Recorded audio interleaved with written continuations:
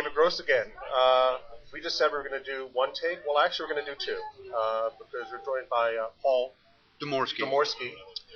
From EMS Technologies. And because Paul has been kind enough to join us, we're actually going to do a second take and ask him some questions about the In-Flight Communications Conference that just took place here today at the National Press Club. So, Paul, one of the issues that seems to come up a lot, and we were talking about, is pricing. There's a lot of different pricing models being discussed, a lot of different, go for message, for flight. What are your views on developing an appropriate price model for an airline? Well, I think, again, if you look at the history of this, where you had the connections platform where there were prices that consumers were not really willing to pay for. I mean, if you look at the models now that are being adopted in the industry, most are based on cell phone usage and PDA usage, which is what we're seeing in the international market.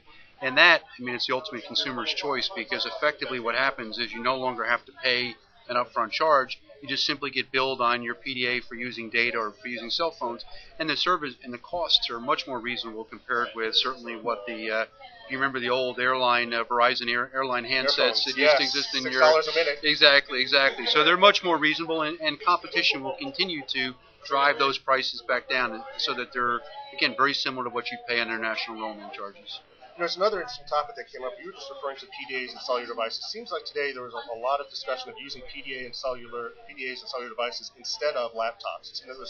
What's your view on that? Do you think that those are going to be more important devices as time goes on relative to laptops? Well, I'm not sure that cell phone manufacturers or PDA manufacturers or RIM-type people or Trio-type people design them for airline usage, but they're perfectly suited. You can think about yourself that if you've ever had an aisle seat and there's been somebody on the window seat who wanted to get out of the row when you had your laptop open or you're eating a meal, it's a very, very difficult thing.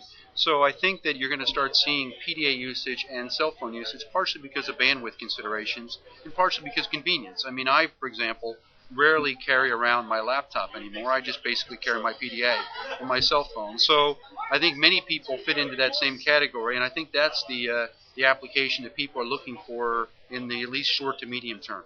Well, Paul, this being YouTube, we have a very short amount of time, but I really appreciate you coming on and talking to us today. Well, David, thanks again for your questions. Nice to meet you. Thank you.